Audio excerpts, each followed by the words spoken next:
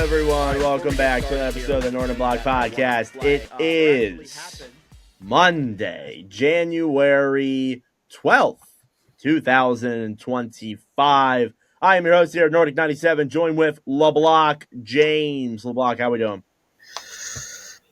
We good so far.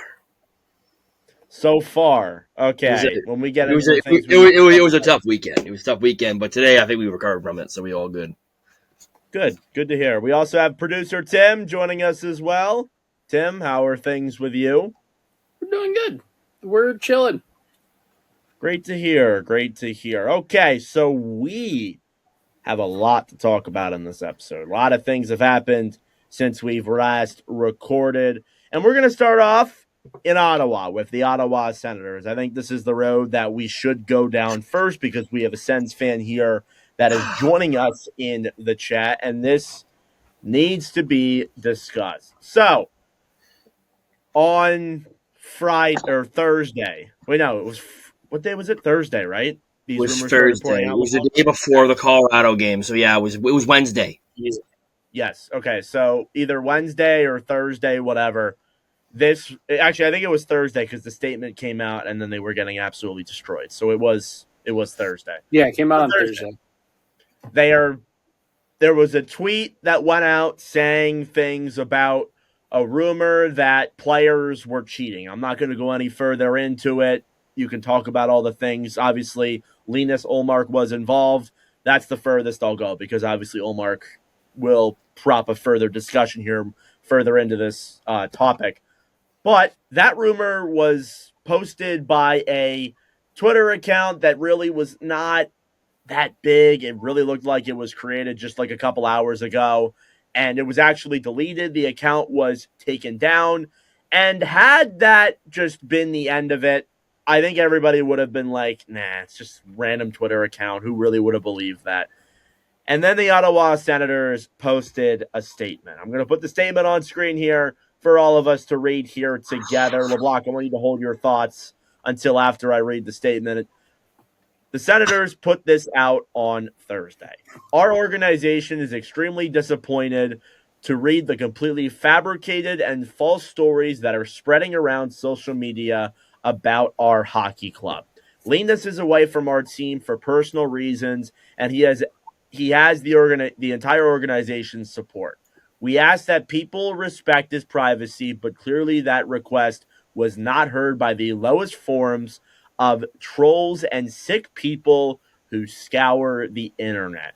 We are disgusted that outside forces are attempting to disrupt our hockey club.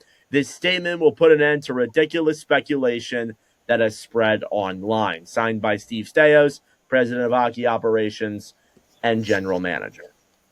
I think if this statement never happened, I don't think we would be talking about those rumors here on this chat. And I truly believe that. I don't think we would be, mainly because of the fact that it's baseless. It was mainly just a baseless rumor from a random account that was posted. Maybe it's true, maybe it's not, we don't know, but had that statement never happened, we would have never talked about this on the podcast. I'm not going to deny that we all heard it. We all saw the tweet. We all saw things about it. But we were not going to talk about it until this statement dropped. So it's ironic that that same night and during this whole thing, the Senators are going through a losing streak. And they got absolutely pounded by Colorado that same day, 8-2. And then this past Saturday, they play the Florida Panthers, a team that has also been struggling as well. And they lose that game as well. The Senators are through a really rough time right now in their season. They're going through a rough streak.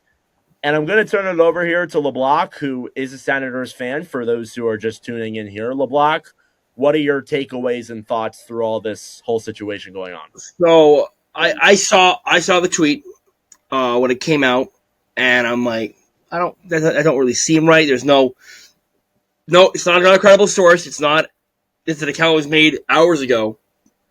And it's just, I see people trying to do shit like this all the time. I just being on Twitter so much. I've kind of cut back on being on Twitter recently, because I don't like to read that crap. But I feel like here's my take on this. if they didn't have to make a statement on this. This wasn't getting any traction. It was getting traction on Sens Twitter, but in the outer circle of the NHL, it's giving no traction at all. And I don't want to. I'm just going to elaborate on just what the rumor was. The rumor was. I'm going to just put this out there. I'm going to say the rumor, and then that's going to be it. It's not true. It's not true at all. It's fabricated. Yada yada yada. But the rumor is that a couple of Sens players were cheating on their partners. Linus found out, told his wife, and when his wife found out he was cheating, his wife told all the players' wives, and now the players don't want him on the team. That was the rumor. That's completely bullshit. I want to put that out there right now. That I don't. It's bullshit. The players have also confirmed that he is away for mental health reasons. He's had a bad season. He's had a bad season. His dad recently passed away. Like, there's other stuff going on. There's other stuff going on in his life. Like, this isn't like your health is more important than hockey. We first want to say that. But the fact that this got so much around them making a statement made it 10 times worse. Yeah, the worst possible thing you can do is say something in a moment like that. The Senators are kings. They're the king of bad PR. I don't know what it is. Every time something happens, they're the king of bad PR.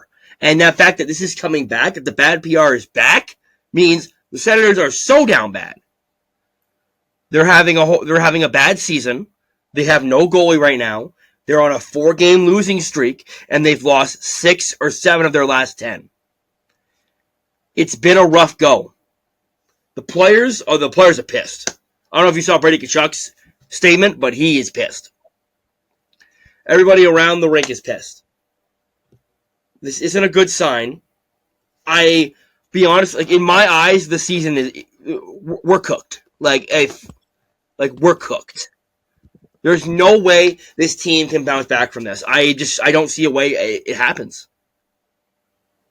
So I have Brady's statement, and we're gonna play it here in a moment. But I do want to say, right now the Ottawa Senators find themselves currently in the standings, 20-19-5, 45 points, 25th in the NHL. That may not seem that bad, but when you look at the actual wild card standings, they find themselves now 7 points out of a playoff spot. The East is broken. High in a playoff spot. The East is broken. Yeah. You are seeing a lot of teams who are getting a lot better over these last couple of weeks. Toronto has really turned things on. It seems like they're bouncing back from that really bad start they had. Again, Tampa Bay's won 9 straight games, and they're in the same division as the Senators. Montreal is 6-2-2 in their last 10. The Red Wings have won 3 games in a row. They're first place in the Atlantic. The Sabres are unbelievable too. They're 9-1 in their last 10, 3 straight wins. They're in a playoff spot right now. The Florida Panthers have been struggling. The Panthers have been struggling, but they just beat Ottawa. You're in a pretty rough spot right now. And I think, again, these rumors could not have come at a worse time. Yeah, this is the nail in the coffin, and the heat is on.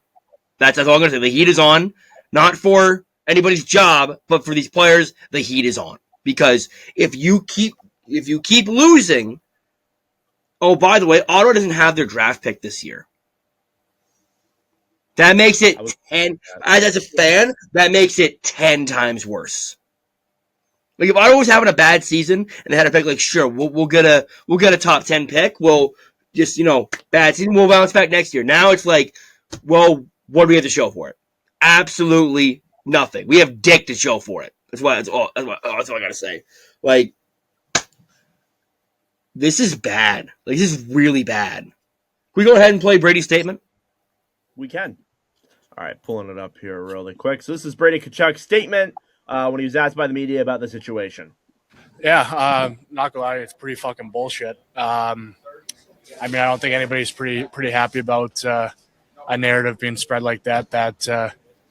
I think it's okay for people to critique our on-ice performance, but when it gets into family, it's pretty fucking bullshit. So, it's embarrassing that it got to the point that it did, and yeah, I could tell you for free, I'm not happy about it. One. Yeah, so he's not happy about it. I mean, again, what were you expecting him to say? Oh yeah, I was cheating on my wife. I will say that. I don't necessarily believe it, but it is coming from a team that has had issues before like this, but it was under different players and different management. Different Like, ownership, different management, different everything. Like that is true. They've rebranded almost everything. I thought honestly we were done with this. This whole thing about them having drama off the ice and potentially in the locker room. LeBlanc, what is the sentiment right now with Linus Olmark? What is the vibe around him and what you the vibe around, like what I've heard is that it sounds like he's not coming back for a while. That's the vibe I'm getting because I don't know. And he was put on non-roster that day too, which also was like a big But always a thing with a fan base. Yeah, That didn't help. That didn't help. Yeah, it didn't help at all. So I don't think he's coming back for a while. I think he might be done for the year even. Yeah, he's had a really rough year, and that was a guy last year who was a very key part of that team making the playoffs. Olmark this season, 28 games played, 295, 881. So he's had a rough season. I thought things were getting better for him when, like we got through that first half and then he started playing a little bit better, but he just struggled right over again. It's been rough. It really seems like his relationship with Steve Stais and the organization has soured. There was a report that made that. I want to say that's half true because last year there were reports that he didn't get along with Stais, he didn't get along with Green, so maybe. And I thought, it's just white noise, doesn't matter. But now I'm like, maybe there's something to those reports. Maybe it was okay because of just they were in the playoffs and they were playing well, and it doesn't matter from that perspective. For me, I look at Olmark and I see what's going on there. I mean, you're more into it than I am. Like, the last time, Connor Ingram, who was kind of my example of this, he struggled in Utah in their first year. His mom passed away, I believe. He went into the player assistance program. And then he decided coming out of that, he's like, I want to change the scenery. It's a little nuts, though, with Olmark because Olmark just signed a contract. He just got paid. Yeah. Like 14 months ago. A little more than that. But, it's kind of nuts how everything has transpired. Tim, you've been quiet the whole time. I'm sure seeing Ottawa struggle as a Red Wings fan, you're secretly like, hey, this is great. But what are your whole thoughts on this, not playing the Red Wings into it? Fuck you, Tim. Excuse me. I had to. Well, yeah, from a Wings perspective, just seeing them struggle a little bit, it's like, well, at least somebody's falling off in this division. Unfortunately, it's one of the teams who you weren't expecting to fall off. Am I wrong, though? Nobody was expecting you guys to fall off. We were expecting, like, Boston or Tampa. Toronto did for a little bit. They're back now. But, like, it's just one of those, like, it couldn't have come for a worse time for this team. And then for everything, like James said, for it to play out the way it did with, you see all these rumors, there's the rumor, the guys on the team don't want him back. And then he's non-roster. You're like, is there validity to this? And then everything else came out. But I think the most important thing to me, like you said at the start of this whole thing, Evan, was had there been no statement by the organization, I don't think this gets the traction it does. We're not talking about this right now. Exactly. That was the biggest thing for me. It's like, if this wasn't true at all, why? That was the most confusing about it. Yeah. Why make the statement at all? That was the most confusing thing. Yeah, if we talked about things that are just that are just like rumors with no credibility, we'd never get anything done. Like, there's so much misinformation on social media nowadays that I can't believe it, honestly. It's It's a really rough situation. The thing is, though, with Ottawa, and what I've really noticed with a lot of their metrics is like overall, like everything else besides the goaltending and their overall goaltending stats has actually been solid. Their goals for is up there in the higher half of the league. Their power play is one of the top power plays in the NHL, top 10. It's a little surprising because when you look at a lot of the underlying stats, they look like they've been good. The problem is a goalie can't make a save for this team, whether it's Ullmark or Marilainen or Matt Sogard or even the new guy James Reimer, who is coming in soon, apparently. Which was Ottawa's problem not last year, the year before that, was they couldn't buy a save. And That's also we said if this season, if Ottawa had just 900 goaltending, I think Ottawa's probably in a playoff spot. Yeah. Yeah, You had there's league so average many goaltending, teams you're that fine. are- Yeah. There's But you're so having many the worst teams that are- goaltending in the league, and here we are. But now here's the thing about Ottawa: the defense, analytically, they're one of the best defenses in the league. Apparently, offensively, you say, yeah, the metrics are great, but now I've noticed since Allmark went on leave, the offense isn't producing. I don't know what's going on, but they better figure. Excuse my French, but figure it the fuck out. That's the problem, though. Like, as soon as Ullmark left, the team started performing really, really bad. Like, there may be internal things going on there, is what some people may say. What's going to happen, LeBlanc, if they end up not making the playoffs or they are the bottom of the conference by the deadline? What's going to happen here? I'm going to tell you this right now. Steve Stales is not going anywhere. Him and Andlauer are boys. They're boys. Like, they're homies. Like, there's the only way he gets fired is if they're last in the NHL and that pick becomes McKenna. Well, and you know what?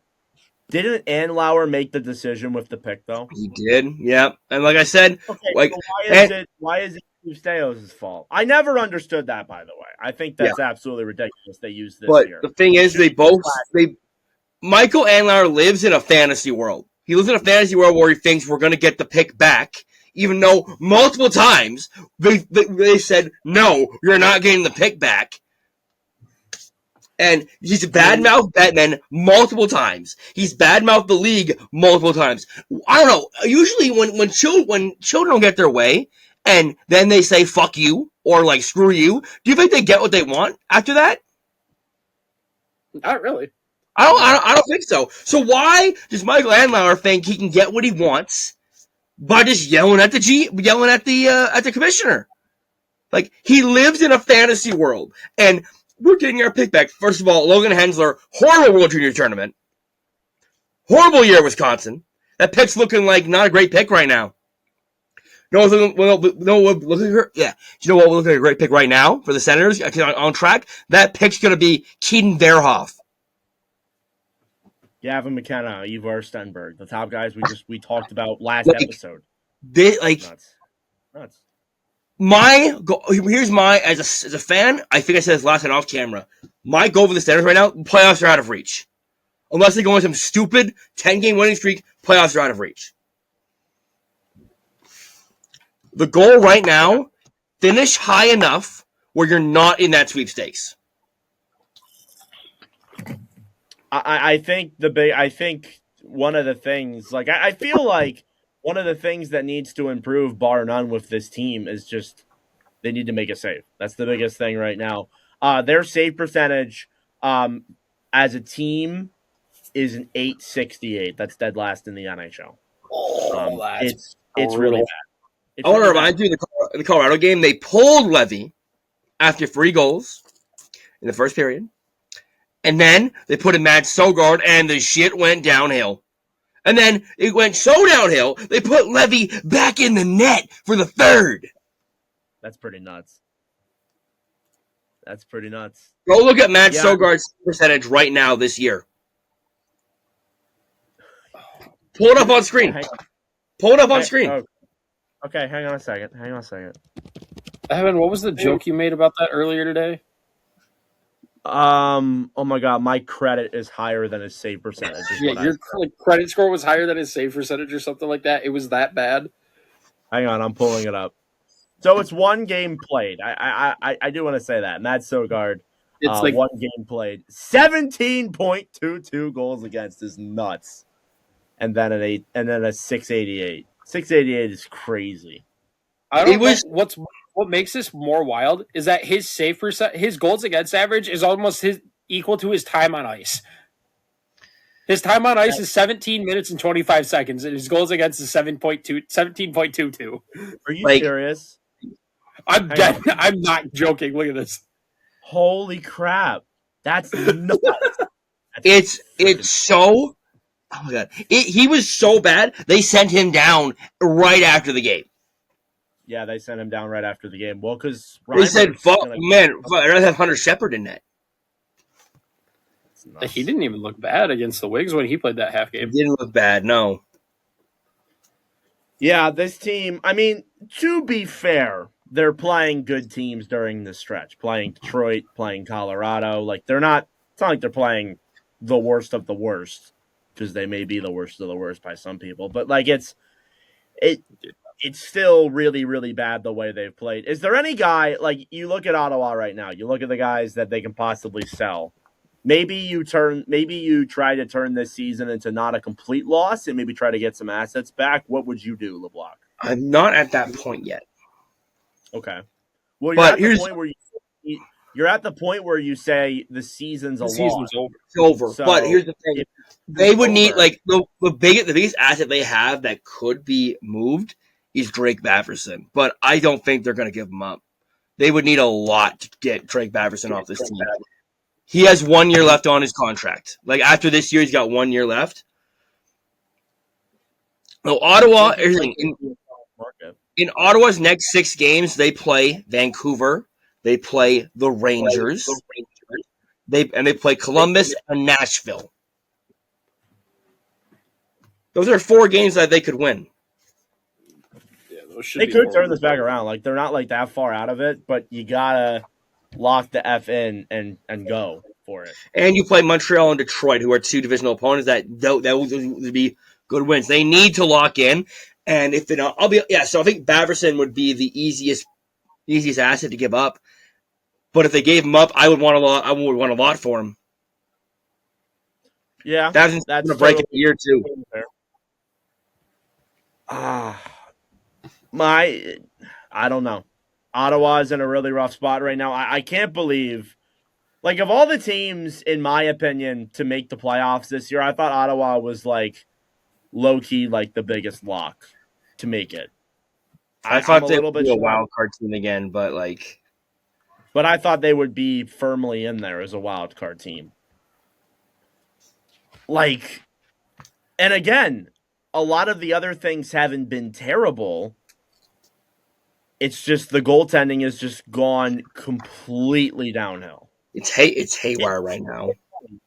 It's funny because, LeBlanc, you're going to get really mad at me when I say this. You're going to get really mad at me when I say this to you. Sure. This team reminds me of the Devils from 23-24. Okay. That's not a bad take. They're missing Jack Hughes get injured, but their goaltending is just taking a complete nosedive. You know, like that's 23 were great. They had good goaltending, but 23-24 it just complete nosedive down. Yeah, that's a fair take though. I'm not going to sit here and say you're wrong on that. But like, just going back quickly to assets, Batterson's on pace for 77 points. They could probably give Claude Giroux to a contender because I'm pretty sure he wants to go win a cup.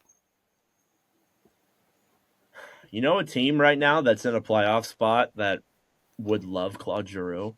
Philadelphia. You said it, not me. Yeah, right. I know. I'm just being honest.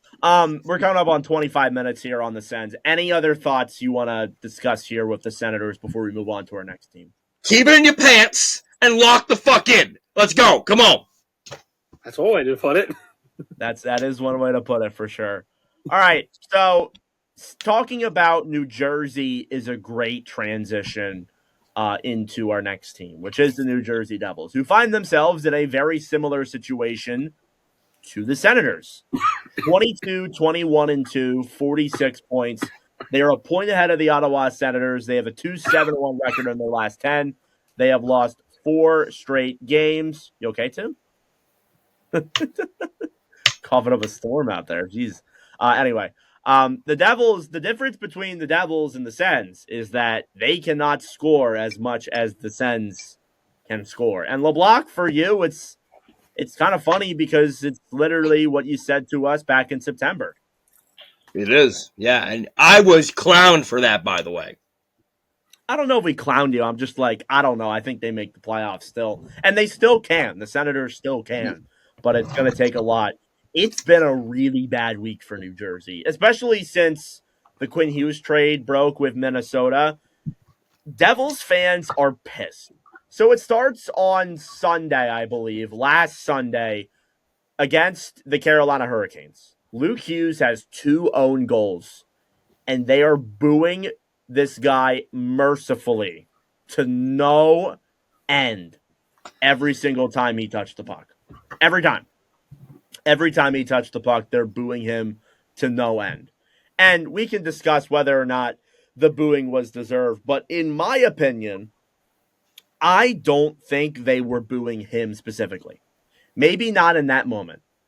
Devils fans are frustrated. They are frustrated. They didn't get Quinn Hughes. They are frustrated the Devils weren't ready when Quinn Hughes was made available. They didn't even know if Quinn Hughes was going to be made available now. And that is just pure incompetence of Tom Fitzgerald.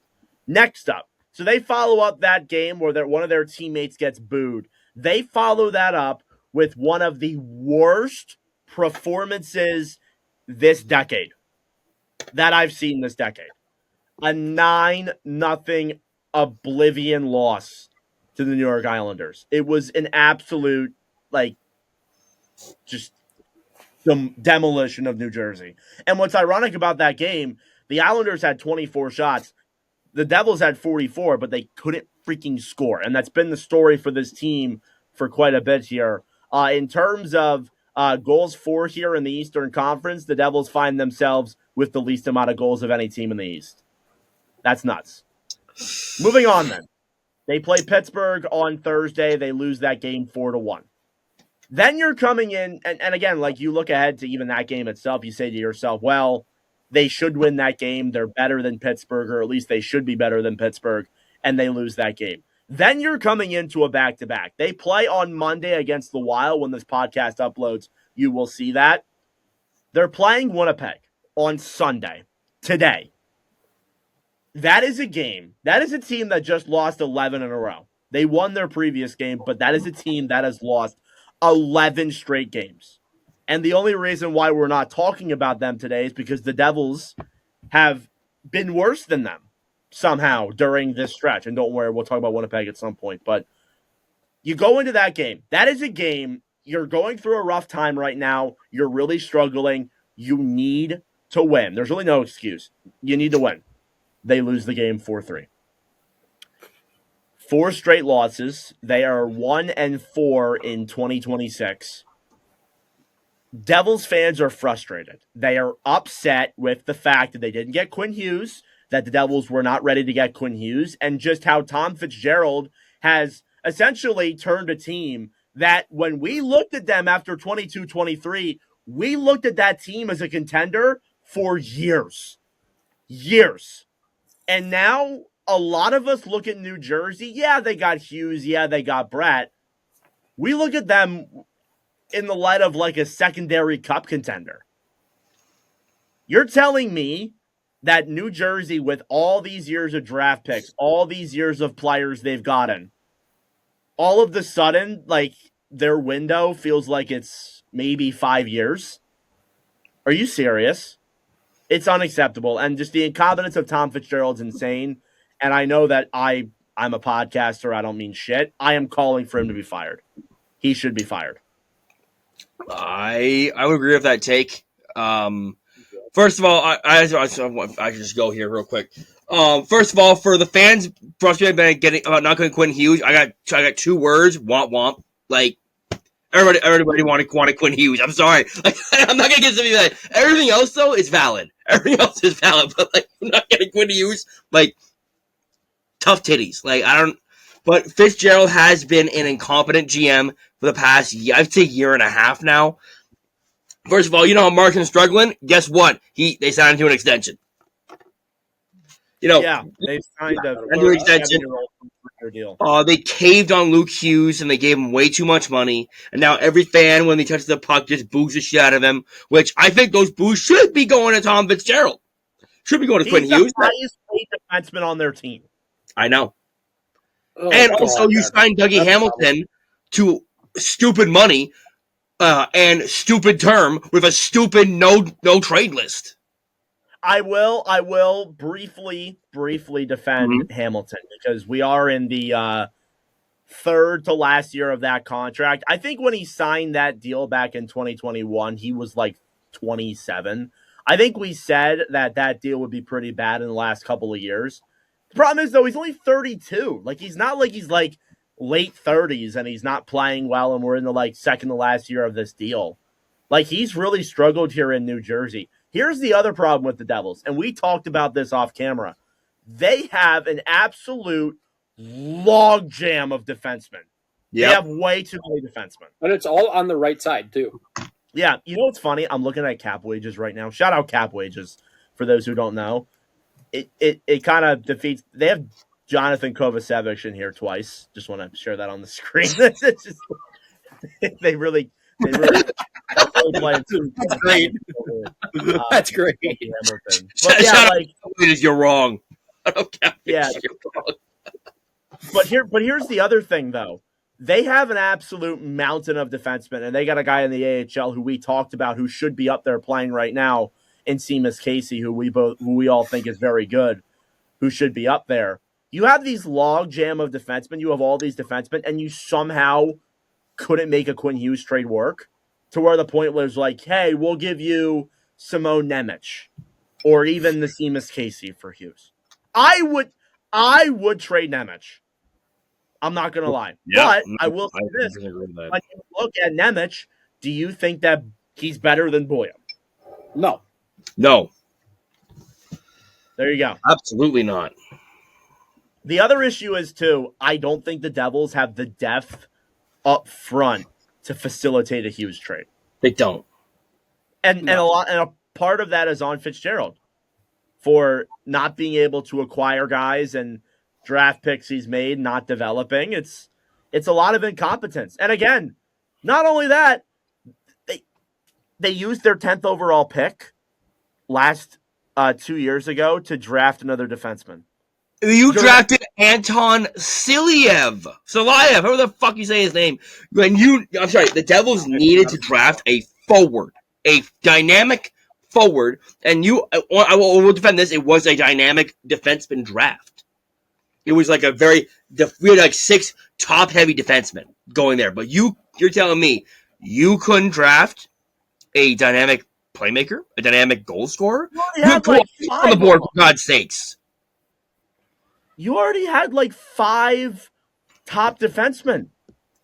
Like, you already have a really stacked defense. Like, you have 9 guys up right now. And there's at least 2 other players in the AHL who could be NHL defense. I don't understand.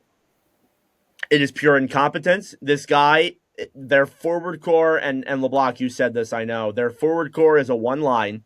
They don't have a lot of depth outside of that. I think they're lucky for a guy like Arseny Gritziak, who has come in and played well. Otherwise, their forward depth would just be absolutely horrible. Their one player is made of glass. When he's good, when he's healthy, he's phenomenal. But every single time he gets hurt at some point during the year for a long period of time, and the team just crumbles.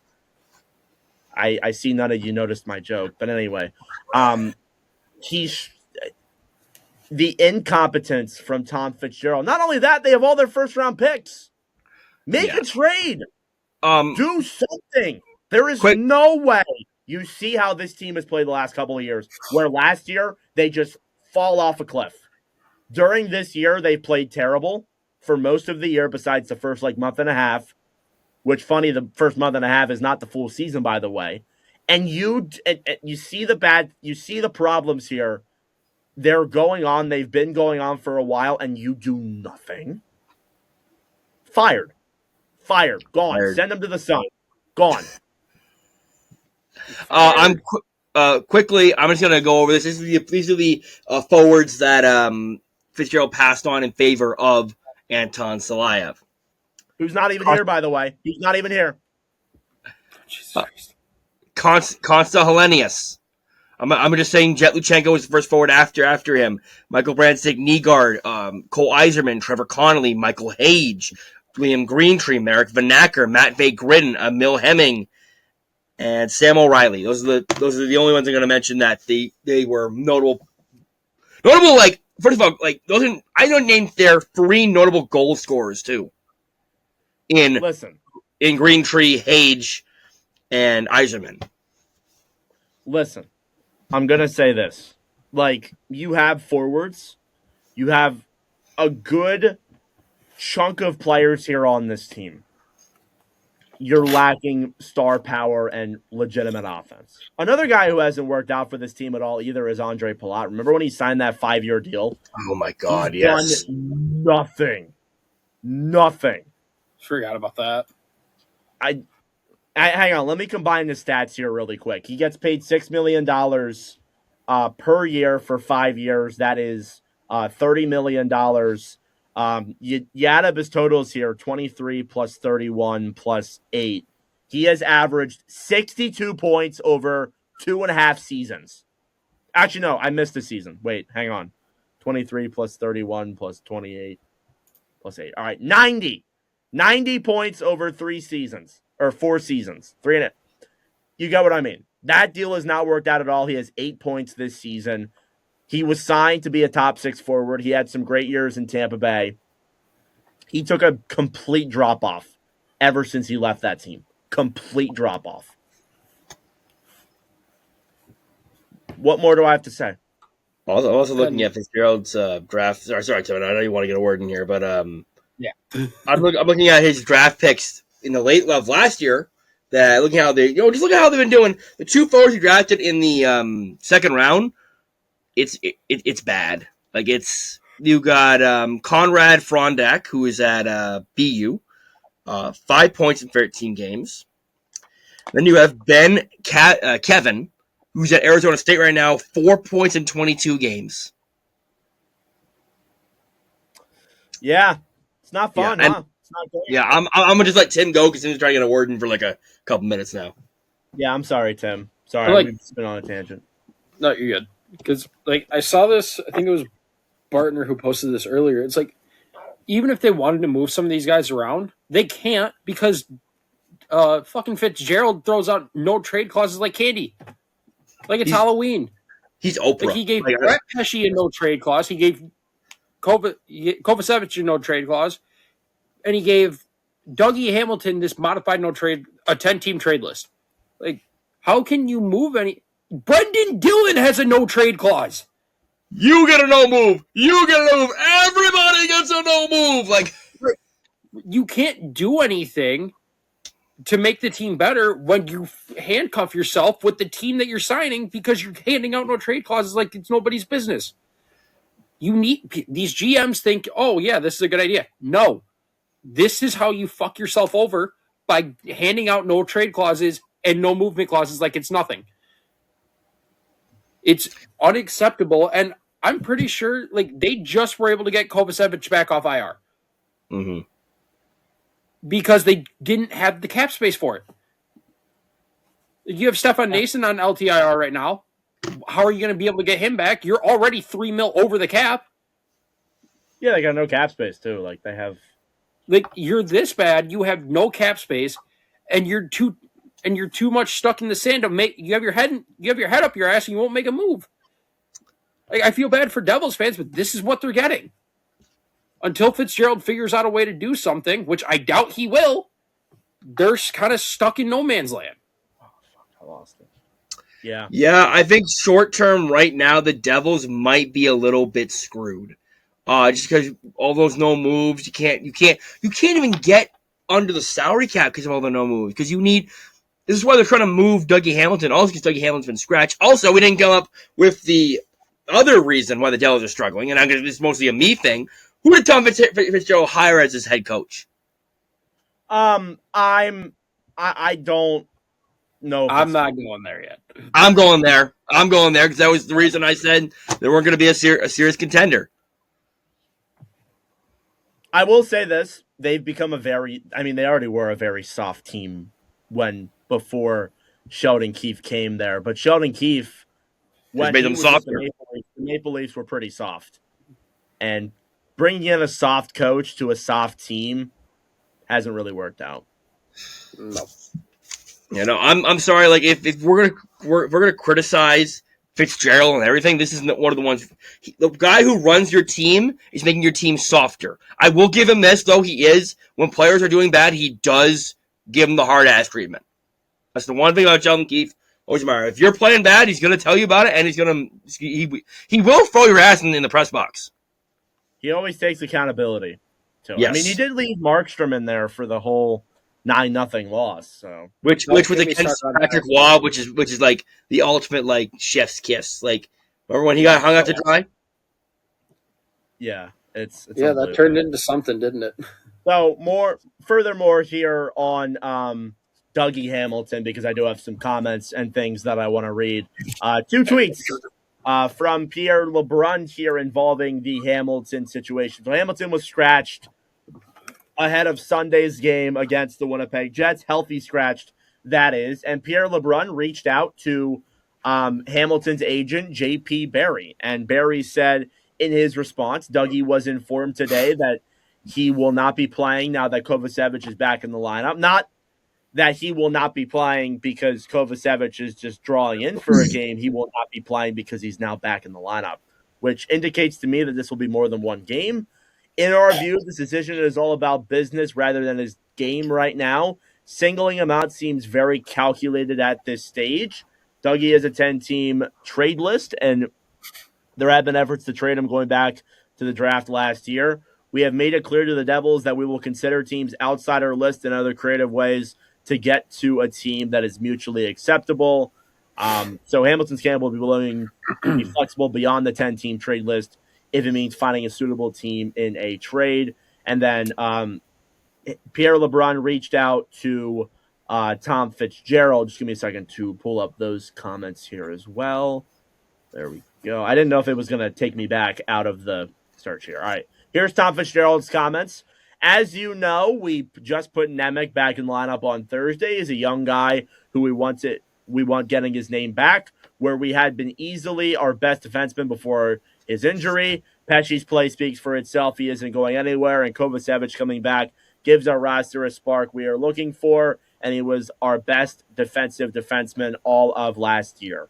And that's what we want in our lineup now. This is simply Dougie being the odd man out where our right side is fully healthy for the first time all year. This is business of our lineup.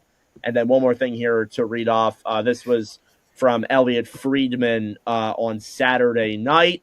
The Sharks tried to trade for him in the summer. He blocked the move due to his 10-team no-trade list. They were being on the block, of course. The feelings seem very hard on both sides.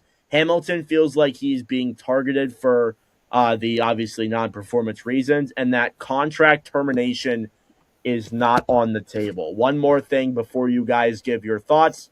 Dougie Hamilton is currently in the 5th year of a 7-year contract worth $9 million. The modified no-trade clause just kicked in this season. So, I mean, again, you can talk about how incompetent the contract is itself, but I just want to ask, like, is there a realistic destination for Dougie Hamilton right now? First of all, come here. Come closer. Dougie Hamilton, look at me. Look me in the eyes.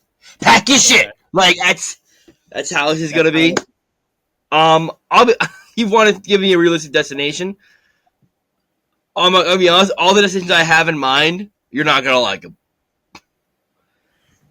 The problem is, though, is like what team nowadays is taking on contracts like that? Who's just like, yeah, let's do that. I have a destination, but I don't think it I don't think it works out though. Okay. And it only works out if another player is going to be moved to the deadline that I think might be available if the price is right. Nashville. Ooh, that's interesting. Nashville for who? Nashville takes on a bat. If Nashville wants to go down this direction of being actually going into a rebuild, taking on a bad contract, but they got to get something else back from New Jersey. Well, LeBlanc, have you noticed that Nashville is actually starting to win games now? I know, and that's where my theory kind of died. Yeah, like the other option I see, and it makes no sense because they already have defensemen, but Vancouver. Yeah. The only way this is really going to work is if they trade him to a not good team or a team that is rebuilding, looking to just take on cap. And not only this, I also heard that they're not willing to retain salary on him, which I think you might as well just scratch him for the rest of his career. Like, there is no possible way you're going to be able to trade this guy without retaining some salary. You did this to yourself. You did this to yourself. Tom Fitzgerald, you signed that contract back in 2021. You did this. You signed up for this. This was all you. And now that your top guy that you signed is basically just been blacklisted from the lineup, you got to own that. That's your guy who you've just completely just destroyed here. Now, I'm not going to say that Hamilton's been phenomenal. I think a lot of it, obviously, some of it is on him, of course. But you completely just took one of your biggest acquisitions a couple of years ago, made the team look so exciting moving forward, and now it's just like he's been banished from the lineup. And now you got two Jonathan Kovaceviches playing, according to Cap Wages. It's ridiculous. Tim, any thoughts? I mean, I haven't dug it. This is going to sound crazy because he's already said no once. I don't think a San Jose trade would be a bad idea for them. Yeah, I don't know why you wouldn't want to go there. I feel like, especially looking at it now, especially for San Jose, for the right side, they have Timothy Liljegren, Vincent Ioro, and they have Nick Leddy playing the right side at the moment. So they're somehow in a playoff spot with all of that. Imagine they get Dougie. And they also have John Klingberg. They also have Klingberg. Now, Hamilton would not be the savior, obviously, but imagine if he came in there. That defense would get a lot better. He'd be their top pairing defenseman. Instantly. And that's saying something. Yeah, but San Jose, nobody expected them to be this good, and with how it's been, yeah. I don't know how San Jose would do it because they're not going to retain money, even though they're one of the only teams who technically could. They have 15 mil. They have 15 in cap space right now. Yeah, they have 15 million cap space at the moment. So I could see that, but like James said, if they're going to take on the full deal, they'll want something back. Yep. And I don't know what Jersey's going to want to. Fitzgerald's already too stubborn to retain money. So Lord knows he's going to be too stubborn to give something back in return with it. Hey, here's an idea. Why don't you trade Dougie Hamilton and one of the players who's in the fucking log jam? Dougie and Seamus Casey, I wouldn't hate that idea. That's probably what San Jose would want back. And I'll be honest, you probably get a fourth back. Something like that. Better than nothing. If you're trading him at no retention, there's no way. You got it. You're going to be lucky to get a third, if that. Maybe we're hating on Hamilton too much. He's not Darnell Nurse level terrible. No. I think Hamilton's been. I don't think he's bad. I just think he's just been unlucky this year. By Dougie Hamilton standards, he's not playing well though. I think he has 10 points in 40 games this year, or something like that. Hamilton stats with New Jersey, 10 points in 40 games played. So it's not the defenseman that he was, but still, like, that's not a horrible defenseman, especially if he's been positive in the D zone. And if he hasn't, well, all right, never mind. If you guys give me a second, I can pull up his J Fresh card and put it up on the screen. Just give me a moment. But yeah, I mean, again, like there's a lot to it, and I think again, like I don't think it's been fully on Hamilton. Maybe it's just the fact that this team is going through a tough spot.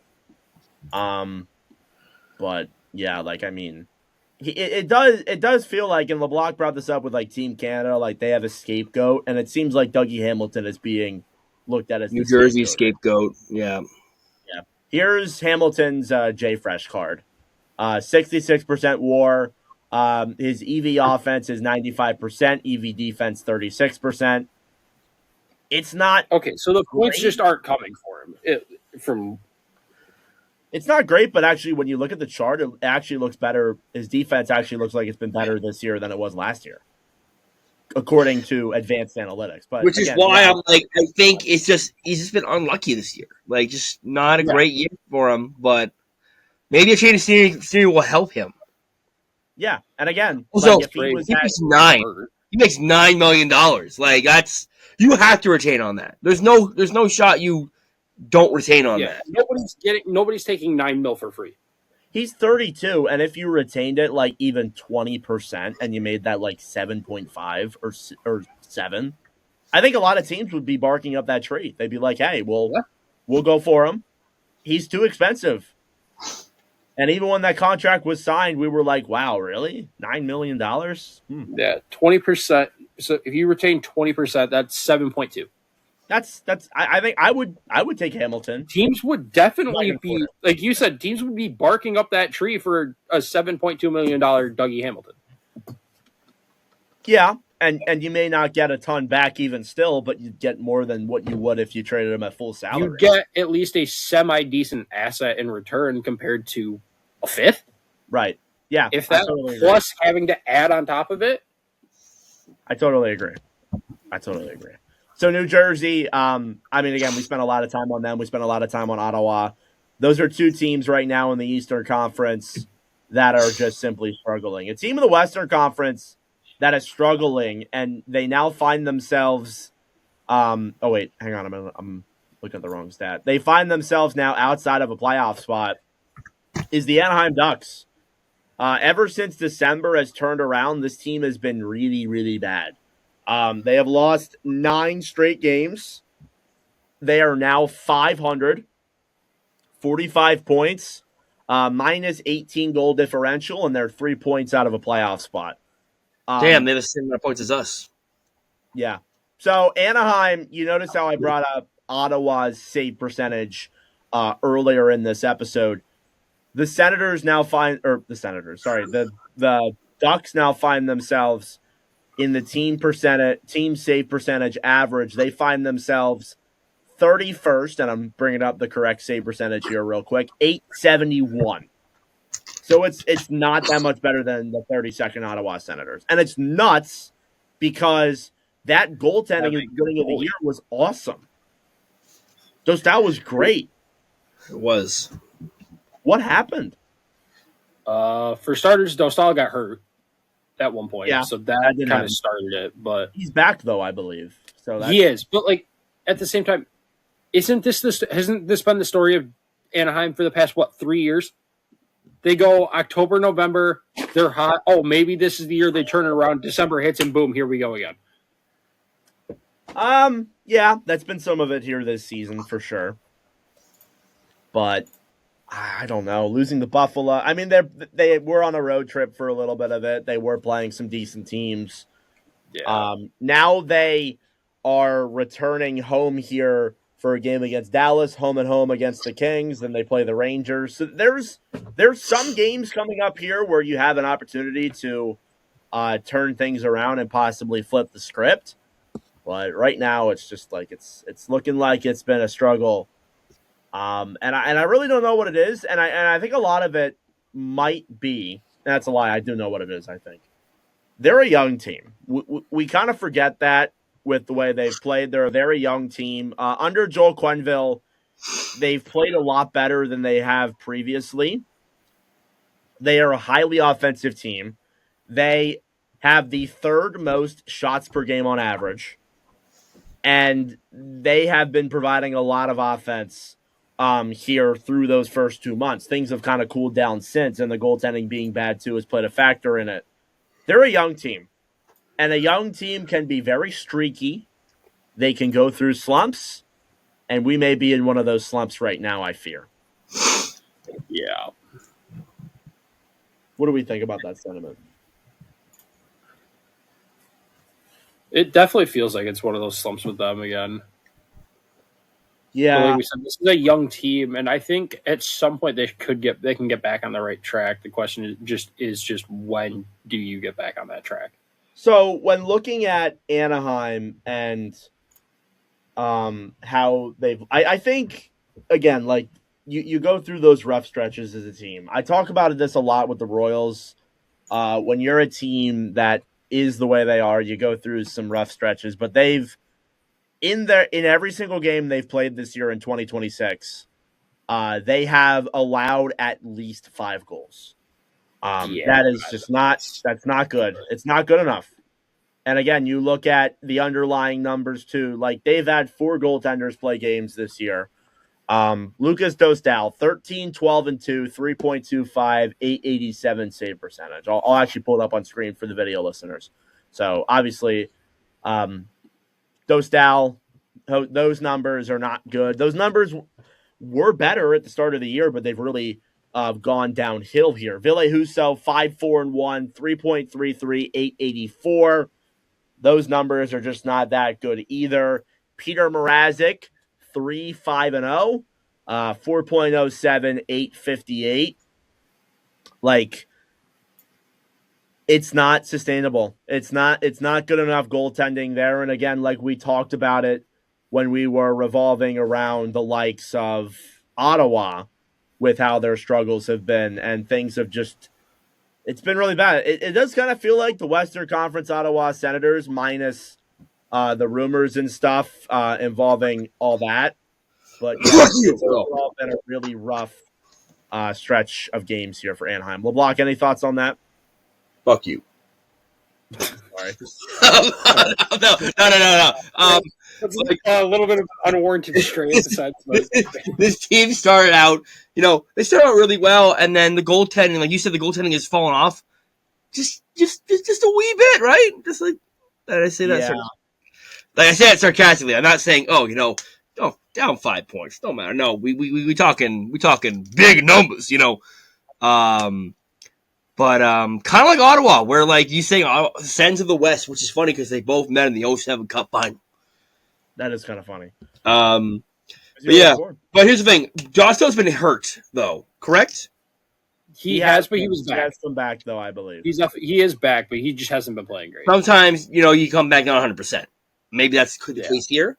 But the Ducks, last year was the same thing. They started out red hot, and then they kind of fell back down to earth. But this is different, though. They were soaring. We soaring, we flying. Now we crashing, we falling, we burning. So, I think the Ducks can pick it up, though. I think they're just in a slump. Teams over slumps. I feel like they can, especially in this Western Conference. It's wide open. It's wide open. Yeah. So they got it. They got a shot. Leo Carlson in his last 14 games, 4 points. That's wild. Carlson, I believe, did go down briefly for an injury for a little bit, if I'm correct. I might be wrong on that fact, but he did go down for a little bit with an injury. Maybe. I might be wrong with that. I'll see if I can confirm that. But I do wonder, is he playing 100%? Is Dostal playing 100%? This is a team that could really use the Olympic break. The problem is a lot of these guys are playing in the Olympics. That's the other issue with it. Yeah. So I really don't know. I'm not going to lie to you. There's a lot of things going on with them that need to be resolved. I think the first thing needs to be the goaltending. Absolutely. And then a lot of the other things that that need to be addressed too is just their offense has gone cold. But again, as I said, it's a young team. You go through struggles like that, your guys will slow down. It happens. But I think there's a lot of time left in the season for Anaheim to fix things and turn things around, but you got to stop the skid. You have to stop the skid, to be fully honest with you. So that's kind of all I want to say on Anaheim here. I want to move on to other news around the NHL. Anything do you guys want to say anything more on Anaheim though? One more thing with Anaheim, like you said, how in 26 they've given up 5 goals plus in every game. I went back to the first game of this like big skid they started, which was December 16th. Since that day, they've had 4 games where they haven't given up more than 5 goals. Yeah. It's been bad. And they have 1 win since December 16th. Yeah. That's nuts, dude. Yeah, and that's around the time where Leo Carlsson really just started absolutely just pummeling down to the ground. So, yeah. Okay. So we got an update here on the Olympic Arena that we're going to talk about here. So there were games being played at this Olympic Arena this past week. I got some photos to share with you guys here.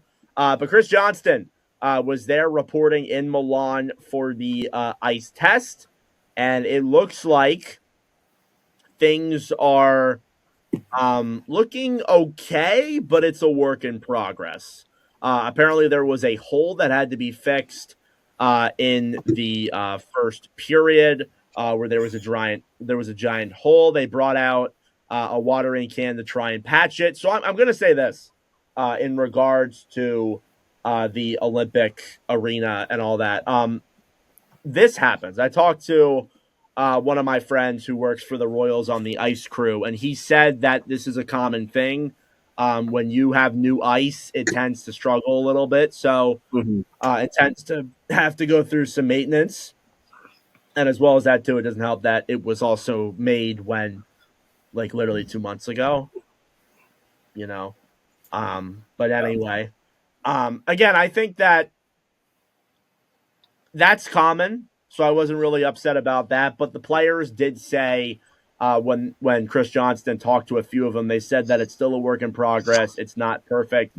I will show a photo on screen here of the Olympic Arena itself as a game was being played there. Here you go.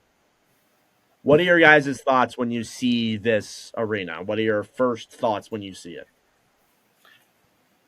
That's a small-ass neutral zone. But I'm honestly not terribly bothered by that. I'm not going to lie to you. And I saw a quote from, I think it was McKinnon. He said, personally, none of us fully care the dimensions of the ice. They could be asking us to play on a 3-on-3 rink, and we're going to go. My first thought, maybe us as fans are blowing this a little more out of proportion that the players are. My first thoughts are, let me talk to the foreman. Because Okay. What is this? Like I get it. It's an all-purpose facility, but like, okay. Like, first of all, that scoreboard, I can't read that from here, so I don't know how they read that from down there either. Neutral zone being small, who cares? Who cares? But like, you had 4 years to build, and this is the final product. I mean, nobody's denying that they could have did this a lot sooner or started this a lot sooner. I personally think I look at all this and I say to myself, I'm like, who cares? The only issues that I have is if the ice itself is not good enough. And we are unable to watch the actual game itself. Because I'm not in Milan. We're not in Milan. Unless if we get Olympic credentials, but I ain't going to Milan. the scoreboard and all that stuff, it really honestly doesn't matter to me. It is a little bit embarrassing. Like, how come you couldn't have gotten this done sooner? It means something to me. Okay. All right. I'm not saying that it shouldn't mean anything to you, but like, as long as the ice is good enough and it is visually good enough to watch and actually commentate a game, because I'm commentating this stuff, I don't care about anything else. The locker rooms and stuff, they're still working on that, but as long as the ice and everything is prepared and ready to go, I really don't care about anything else. I'm not going to lie to you. I talked about the neutral zone in a previous episode. The only problem with the neutral zone is just safety of players. A smaller size rink makes it a more dangerous playing field. Or ice. Rink, whatever. Thank God there's not a lot of goons going. Yeah, and there's that too. So I'm really not that worried about this, to be honest with you. Yeah. I'm really not that worried. Really not that worried. They also talked to the IIHF president, who is Luke Tardif. Did he play NHL games? That name sounds familiar. Was he an NHL, or do you guys know? Tardif? Tardif? Tardif, yeah. Tardif? Luke Tardif? Yes. Anyway, they were talking to He's 72 years old. Okay, I know that. They were talking to him in the in like a media scrum, and he said there is no reason that the NHL will not come to the Olympics. I mean, again, if they weren't going to come, they wouldn't have released rosters. So I'm going to say that. If they weren't going to come, they wouldn't have released rosters.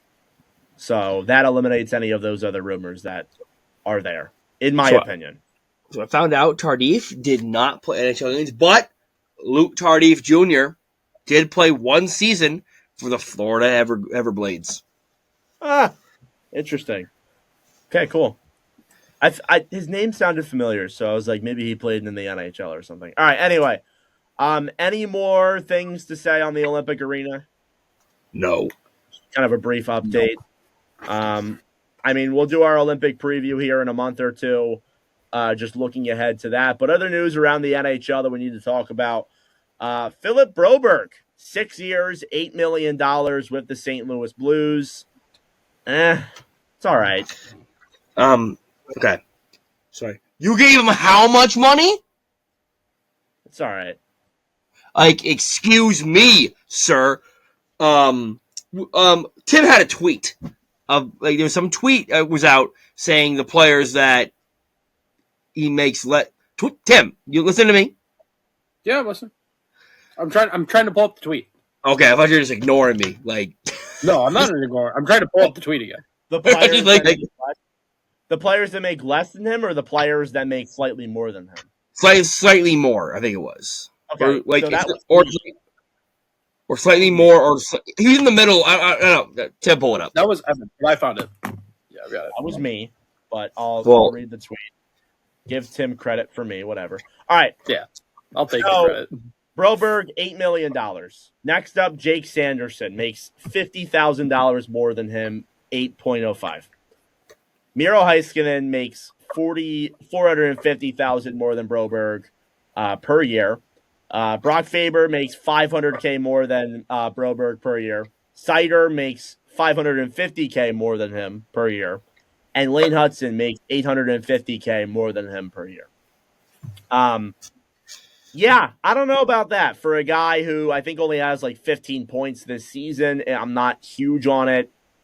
Not gonna lie to you, it's not a great one. It's not a great one, but it's all right. I mean, again, for a team that is like in a rebuilding area, I think Broberg's been all right on the defensive side of things, but like he's really good defensively, but offensively, there's nothing there. Yeah. No. For a team that like is not playing really well, I shouldn't say rebuilding. For a team that's like not really playing very well, signing one of your guys, he's been good defensively, so I guess you'll take it. But I don't know. I guess it's a good return on your investment. I guess. Yeah. Says you believe in him from the Because they gave up what for him in the offer sheet? Was that a first? With a second and or a third. Yeah, second and a fourth, I believe. Fourth, yes. That's Next up, Laurent Brossoit was traded to the San Jose Sharks along with Nolan Allen, a 7th-round pick, for the ghost of Ryan Ellis, Jake Furlong, and a 4th-round pick. The reason why I'm bringing up this deal is because San Jose traded for their goaltender. What does that tell you guys? Not much. not much. Yeah. Really? They're not in that rebuilding stage anymore. They're taking on a guy who's not playing. They're taking on a Nolan Allen who wasn't getting playing time with Chicago. And they traded away a 4th-round pick. And Jake Furlat. Okay, it's in 2028, my brother. Oh. But Laurent Brossoit, he is playing in Rockford with the Ice Hogs, has very good stats. I look at that as just a goalie depth acquisition. That's a guy to add your goal. It can't hurt. And for a team like San Jose to do that, I think that kind of tells me that maybe they're trying to bolster other parts in their roster. Maybe they're not in that rebuilding stage anymore. And then with Wendell signing an extension, I don't know. Or maybe it's a move for the Barracuda. Well, yeah. It could be both. It could be both. I mean, it would be both if it was a move for the Barracuda. It'd be nice if Ottawa wasn't. It would be nice if Ottawa would do that, right? It would be nice if Ottawa would make a move for a goaltender. Next up, Buffalo is expected to host the 2026 draft. I think we talked about this last episode, or we talked about it off camera. Buffalo is expected to host the 2026 NHL draft. Good. I'm fine with it. Not going to lie. It's not good. Montreal. Good. Buffalo's a hockey town. They show. I think it'll be like, Buffalo should host it because they're going to be picking first overall, but we're not at that point anymore, so it's kind of a good thing. No, we're not. So, thank God we're not. Fine with me, honestly. And then the last piece of news here, unless if I'm forgetting something, this was announced a couple days ago. The Avalanche and the Mammoth will play in the 2027 Winter Classic at the Rice-Eccles Stadium in Utah. I love this. I love it. I like it. Yeah. I love it. I'm a big fan. You're not a big fan or are a big fan? No, I am a big fan. I love it. I've already talked with 2 of my buddies about potentially going. I love it. You don't talk about me on going. Love it. Listen, it's not north like we said, but it's not Florida. Utah is cold winter climate. The backdrop looked beautiful. It's gonna be so nice. I am just pumped up about this. I am so excited. The backdrop is incredible. I'm so excited. I am just so. I'm so pumped up. I can't wait for the jerseys. Imagine they do Nordiques versus Coyotes. Oh my God! Quebec City would have a fit. Like Arizona would have a fit. Yeah, I love it. All right. Be nice. They had I'm just spitballing here for they have a Winter Classic, like those old college the college kind of uniforms, like the old college logos, Tim. Yeah, with the sailor hat. Do that with the Mammoth, please. Yes. Oh, I know exactly what you're talking about. That would look so good.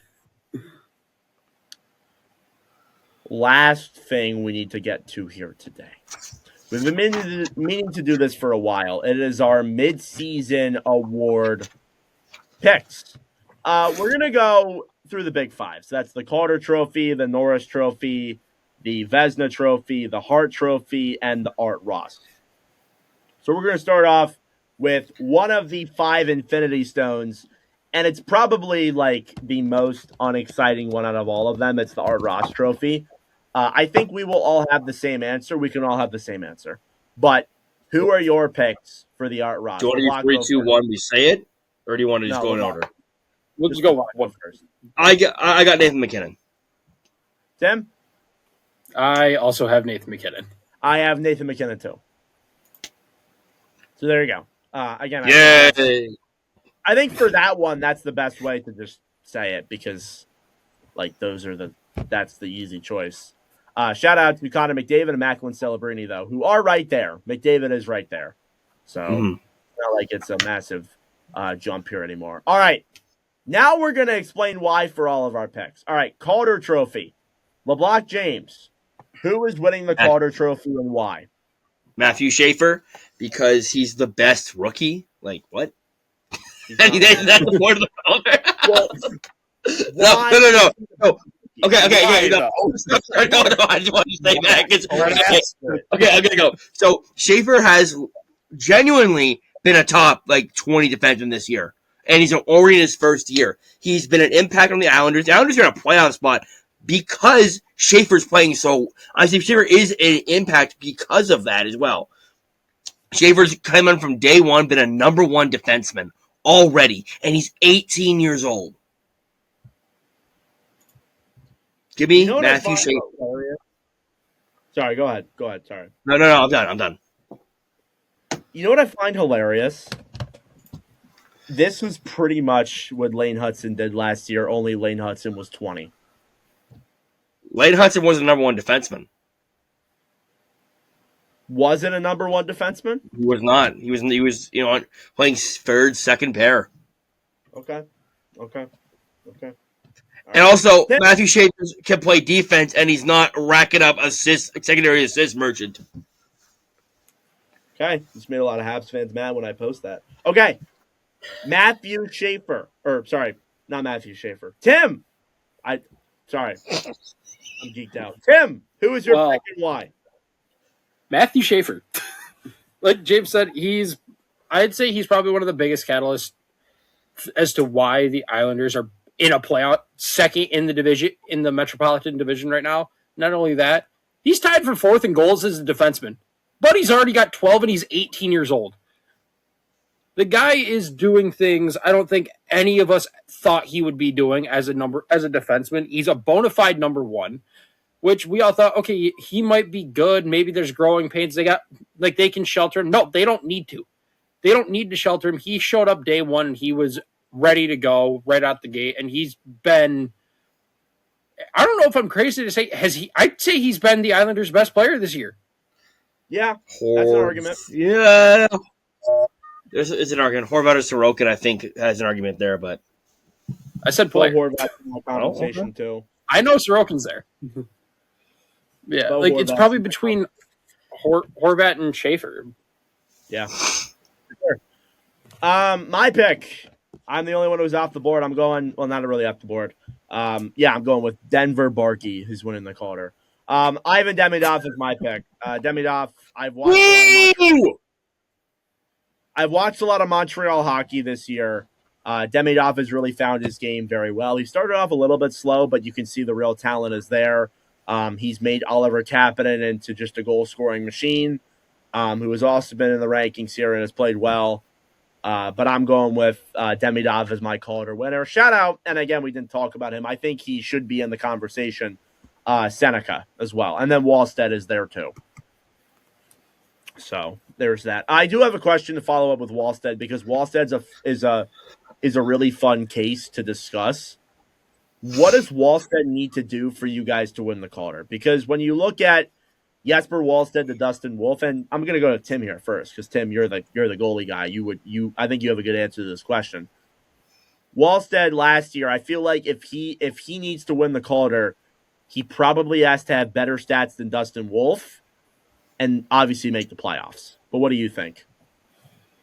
Well, I was going through the stats, and he's got a 228. He's got a 228 goals against, which is fifth in the NHL. And I'm like, okay, that's pretty good. Then I go through save percentage, and I'm looking around from like, okay, where is he in save? He's got to probably bump that save percentage up. Nope, he leads the NHL in save percentage. How many games has he played? Like 15?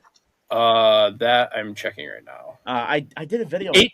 He's played 18 games. Okay, 18 games. 18 games, 12 wins. He's got a 228 and a 928.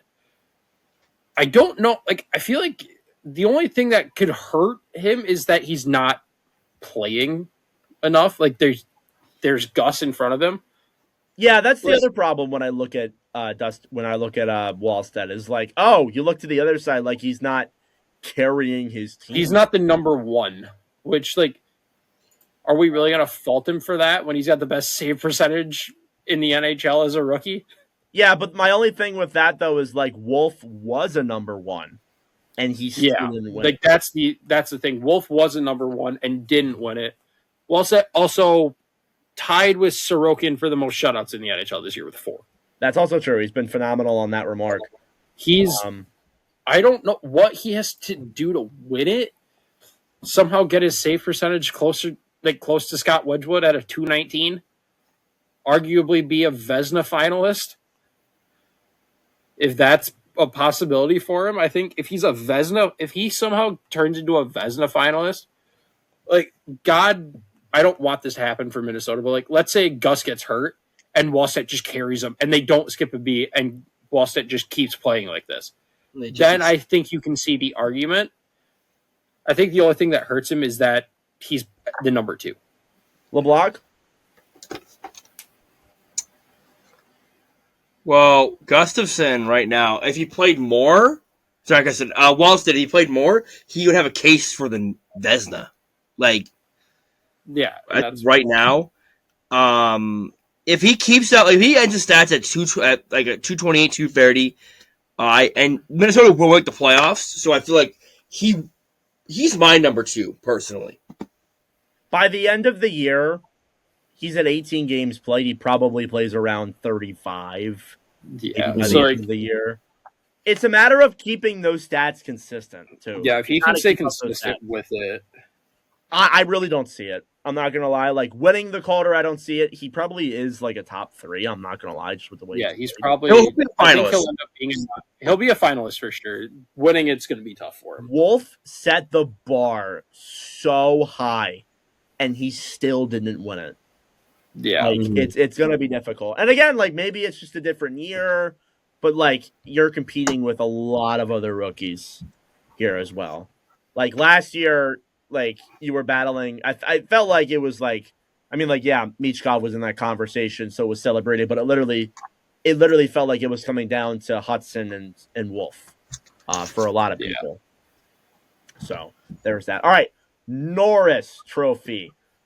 Who is your Norris winner this year? LeBlanc, go first. I think we all. Cale Makar. Yeah, Cale Makar. Okay.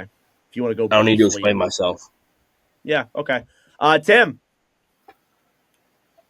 I went biased, dude. If you say who I think you're going to say, I will crash into your home.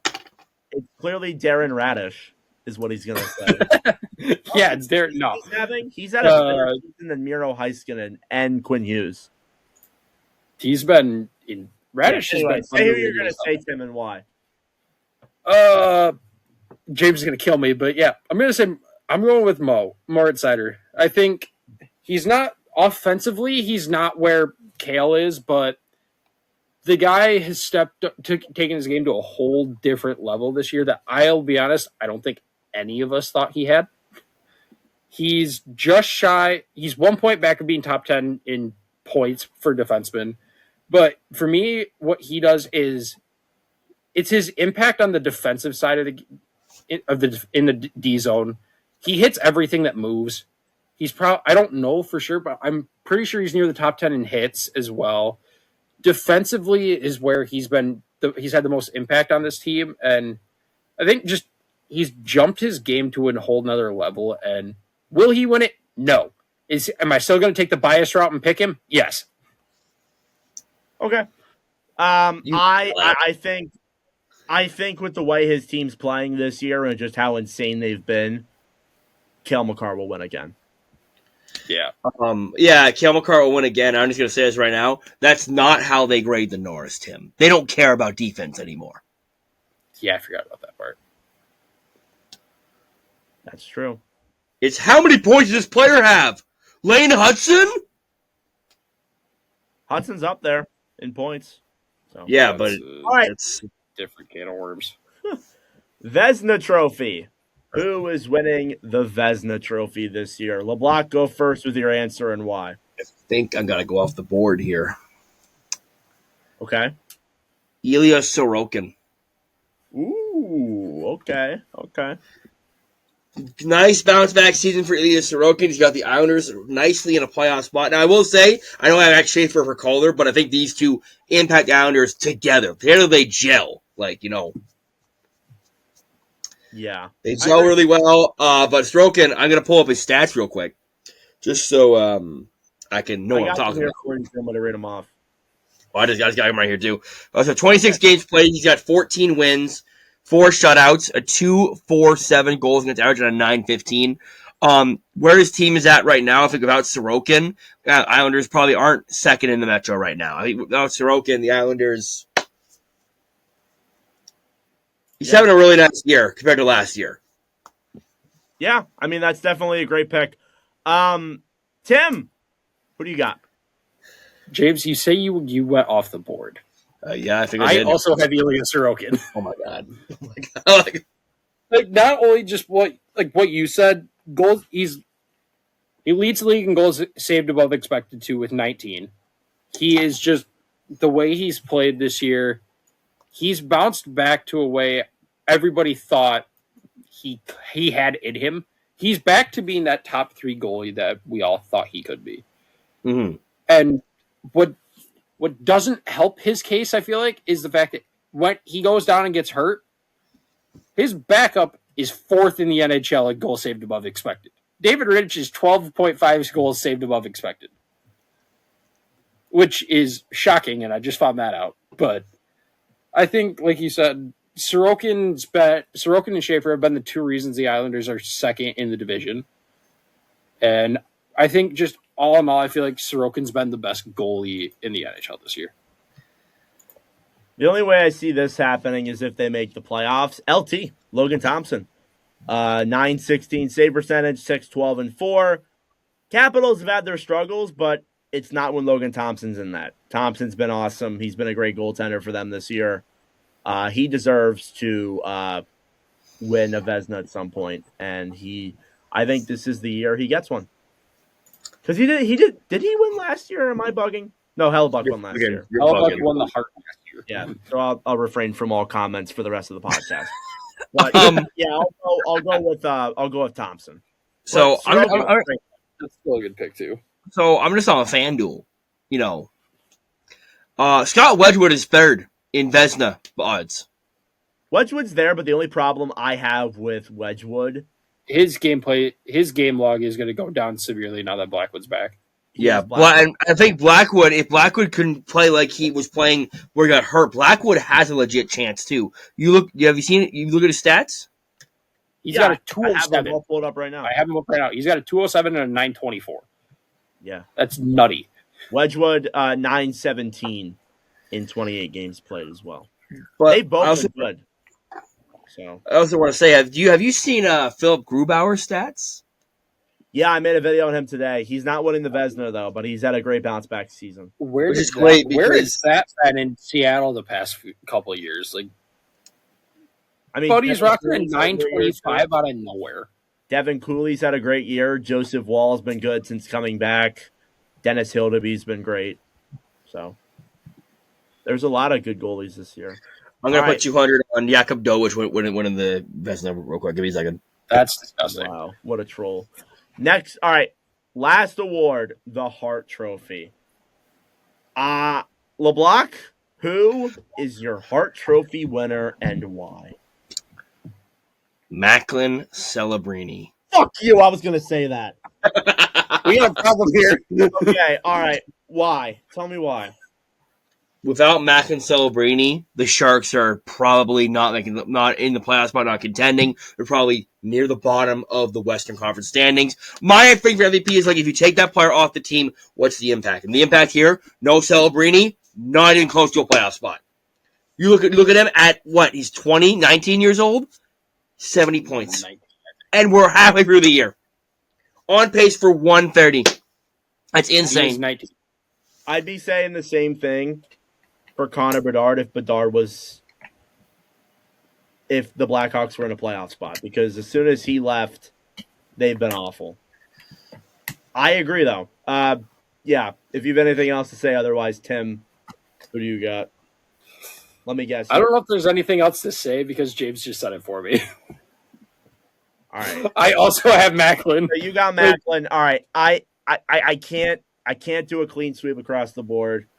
I thought I was gonna shock some people by saying that I'll just go with the obvious Nathan McKinnon. Absolute scoring machine, phenomenal with Colorado. But I agree with all of the sentiments about Macklin Celebrini because you look at him, you look at that team, he is carrying that roster. No doubt about it. Like without Macklin, they're in McKenna talks. Probably. So I won't agree. I won't disagree. Okay. That's our award picks there. I have one more thing for you guys, and this is a fun one. It's kind of a off the board one. It's not even really like an award itself. What's the best off-season acquisition this year? It can be trade, it can be free agency. I guess it can be draft, but draft's kind of lame.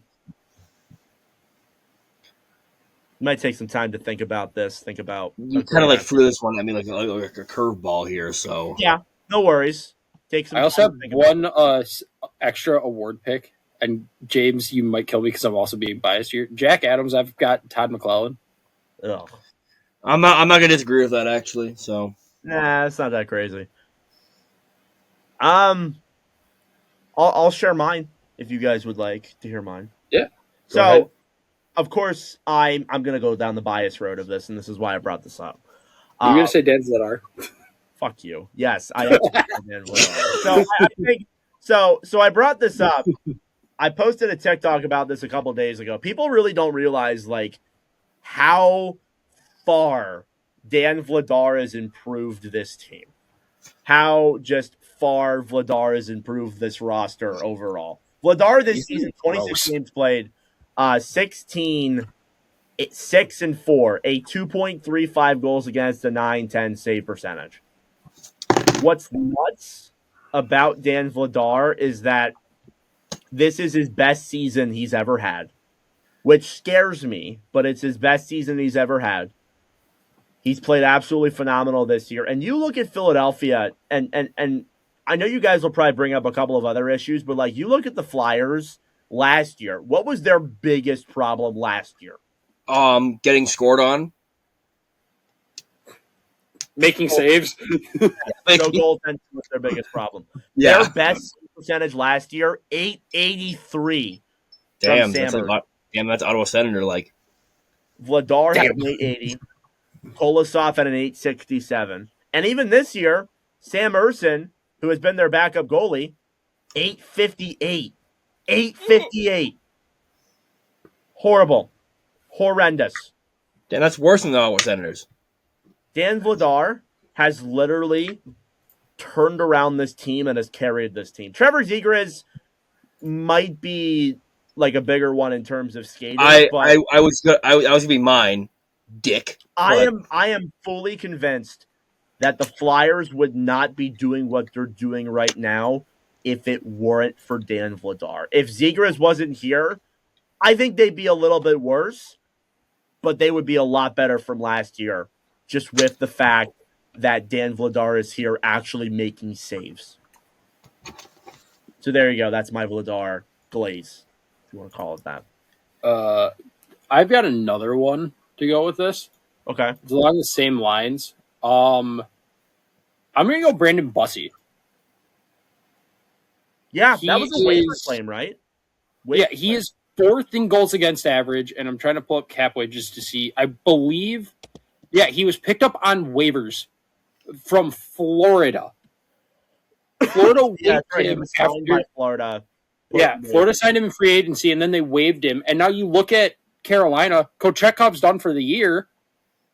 And what would Carolina be like right now if they didn't have Bussey? And Freddie was hurt to start the year. He's been terrible too. He's not been good. Yeah, he's been awful.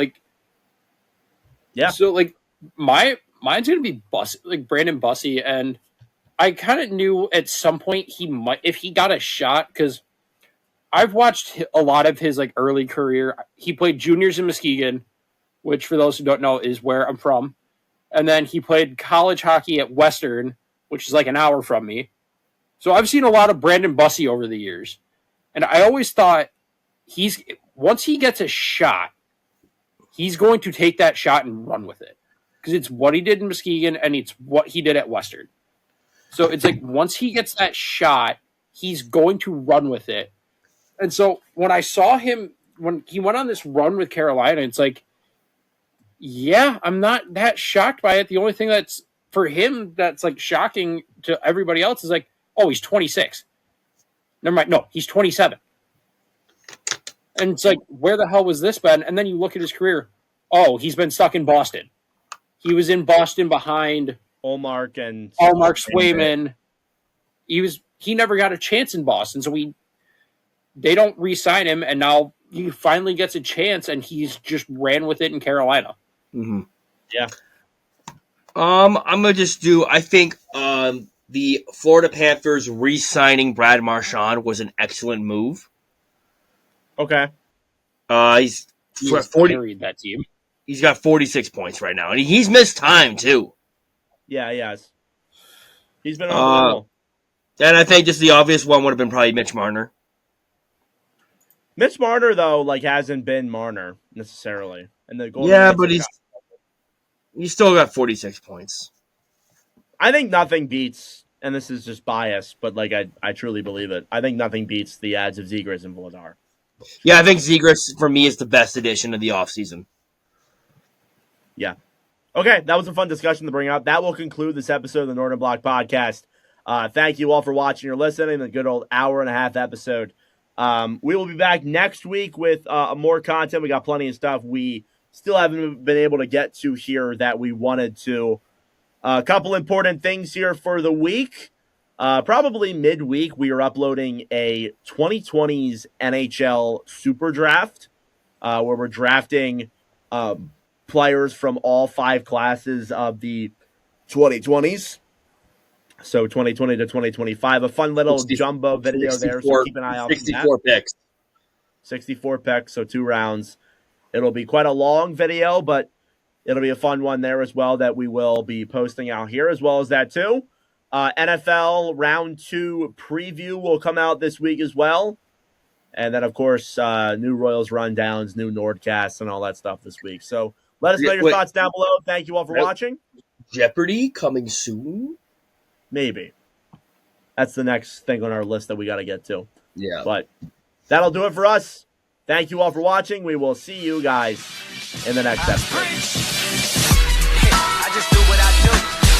See me? I just do what I do. Man, I just do what I do. To know about you, I just do what I do. Check. That's the intro. See that? Yeah. I just do what I do. See me? I just do what I do. Yo, check. Let me flip this script. I feel privileged for all who can witness this. I am close to divine. Know the moment is mine, need an omen or sign. Providing a back sound to all the squares that ask around. Be getting it, my skills pay me. Trying to get a million, baby, with an adopted flow that God gave me. Me now. Tell whoever runners that they spot is temporary till I take it, it's mine. I'm selfish. You will tell Miss I'm on my wealth tip. So when we cash out soon, I'm just investing. No yes men, I've been a legend since before mom and dad had me and was best friends.